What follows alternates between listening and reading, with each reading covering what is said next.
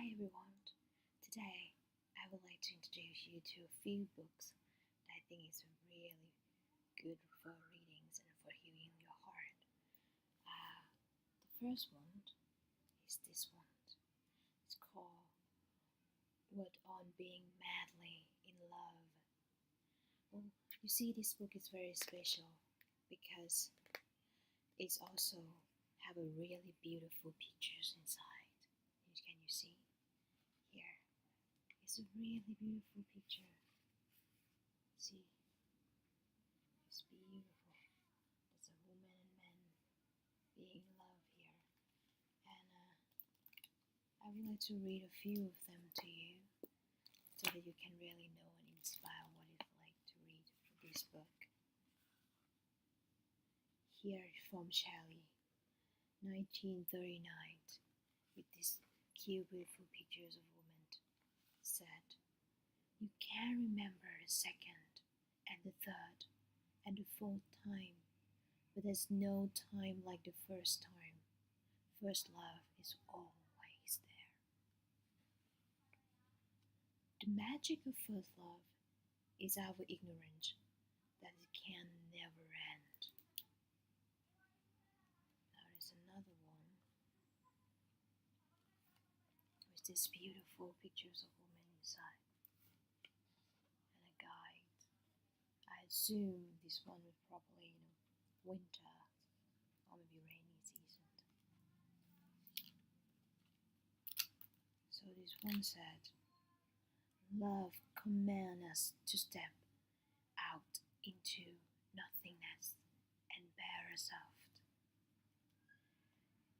If dawn must love me, let it be, for none except for love's sake only.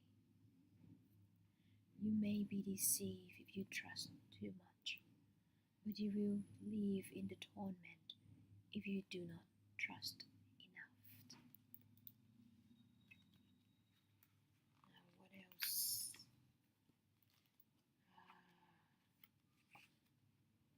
Let's read something from Egyptian eras. This Egyptian era, you can see the pictures. And it said, "Loved is a feeling that emanates from the heart and extends through the blood and our veins to every cell of our body. We are all born for love. It is a principle of existence and its only end. And we ourselves shall be loved for a while and be forgotten, but the love who have been enough, all those impulses of love, return to the love that had made them. Even memory is not necessary for love. There is a land of the living and a land of the dead, and the bridge is loved. The only survival, the only meaning is love." So, this is a book. Its name is What on Being Madly in Love. This, I will tell you the ISBN of this book, just in case you want to try to find it. So here's the ISBN, but I will also read it to you. So it said 9781861875341. So that is the ISBN of this book. I repeat it, 9781861875341. So I hope you can find some love and warmth and delightful blessings of love when you read this book. Now move to another one. This one is about a dream. I bet that everyone have a dream. We all have the dream that we wanted to come true. And this book is about a dream. This is the book. The Alchemist. This was very, very famous, and I'm sure many of you might know it, but it's a book that everyone should read, and everyone maybe has already read it, but it's a really good book.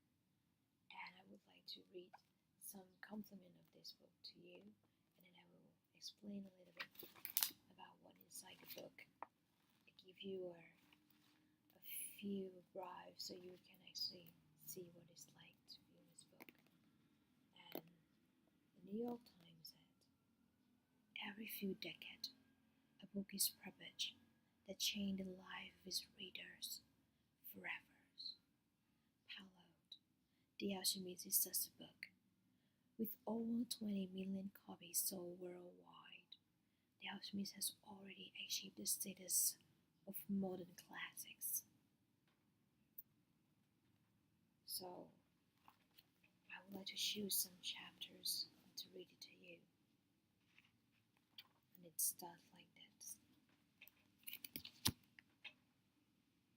Don't think about what you have left behind, the alchemist said to the boy as they began to rise across the sand of the desert.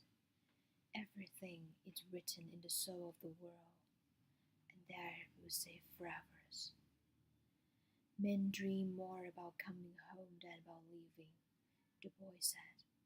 He was already reacting to this silence. If what one find it make a pure matters, it will never spoil, and one can always come back. If you have found was only a moment of light, like the explosion of a star, you would find nothing on your return. The man was speaking the language of alchemists, but the boy knew that he was referring to Fatima. It was difficult not to think about what he had left behind. The desert, with its endless monotony, put him to dreaming. The boy could still see the palm trees, the wells, and the face of woman he loved. He could see the Englishman and his experiment, and the camel driver who was a teacher without realizing it. Maybe the alchemist has never been in love, the boy thought. The alchemist rode in front with the falcon on his shoulders. The birds knew the language of the desert well, and whenever they stopped, he fly off in search of game. On the first day he returned with a rabbit, and on the second with 2 birds. At night, they sprayed the sleeping gear and keep the fire hidden. The desert night was cold, and becoming darker and darker as the phases of the moon passed. They went on for a week, sparkling, speaking only of the precautions, the need to follow in order to avoid the battles between the tribes.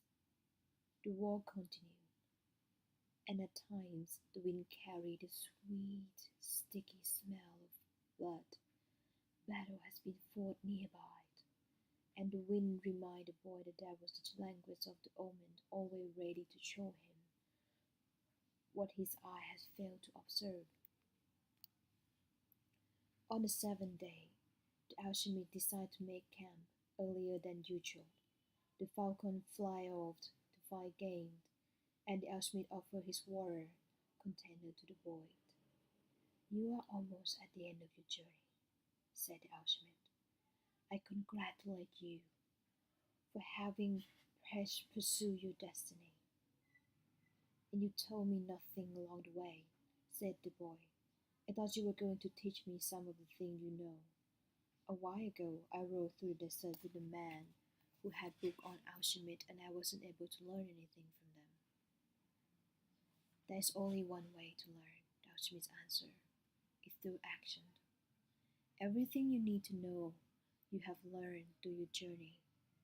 You need to learn only one more thing. The boy wanted to know what that is, but the alchemist was searching the horizon and looked for the falcon. Why are you called the alchemist? Because that's what I am. And what went wrong when the other two Schmidts tried to make Go and were unable to do so?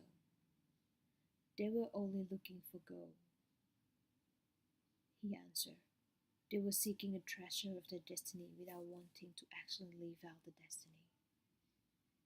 What it is a sight still need to know, the boy asked. But the alchemists continued to look at the horizon, and finally the falcon returned with their meal. They dug a hole and lit a fire in it so that the light of fame would not be seen. I'm alchemist simply because I am alchemist, he said, and he prepared a meal. I learned the science from my grandfather, who learned from his father, and so on, back to the creation of the world. In no time, the masterwork can be written simply on an emerald table. But men begin to reject a simple thing, and to write trades, interpretation, and philosophical study.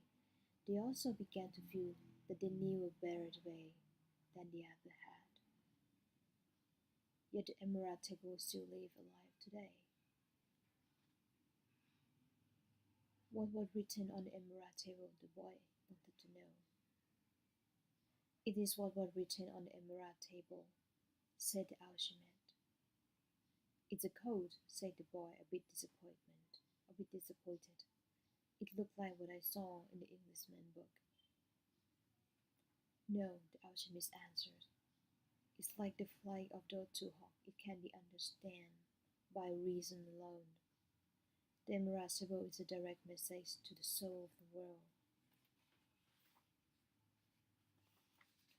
The wise man understood this natural world is only an image and a copy of paradise. The existence of this world is simply a guarantee that there exists a world that is perfect. God created the world so that through his visible object man can understand his spiritual teachings and the marvel of his wisdom. And that's what I mean by action. Should I understand the emerald table? The boy asked. Perhaps, if you were in the laboratory of alchemy, this would be the right time to study the best way to understand the emerald table. But you're in a desert, so immune yourself in it. The desert will give you understanding of the world.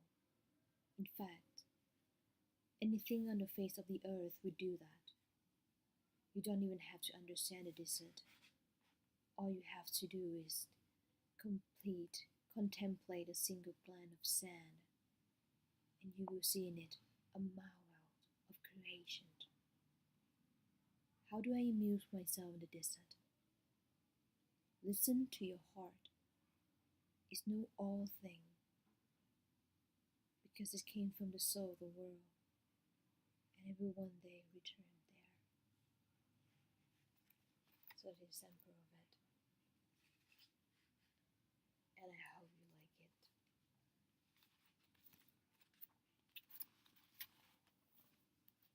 The last book I wanted to introduce to you today is about our society. It's called Sociology, a very short introduction. So this book smells really nice because it's a new one, and this book basically is all about sociology theory. But why do we have to learn about sociology theory? Well, the answer is easy. Because we live in a society that somehow we couldn't really understand why people act like that, why they're mean to us, or why they're so kind to each other. Where have all those things come from?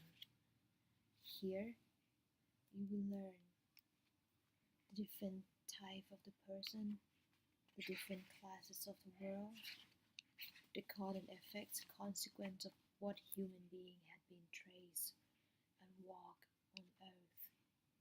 And when you understand the society you live in, you will want to run away from it no more. You will look at it with a new eyes, with open-minded, and you will see where you could put yourself in this world. And that is an amazing thing, because life is so precious, life is so beautiful, and to be able to live that is an amazing gift, or better yet, you can protect it.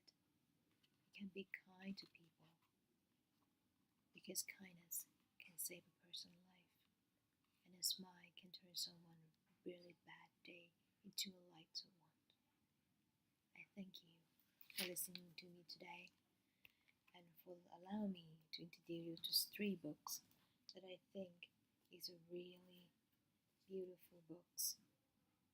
And if you want to know the ISBN, or if you have any answers that you're not sure it's the right answers, or you have a question that you want to ask me, please feel free to contact me through comments or through my channels as Daily Distress ASMR.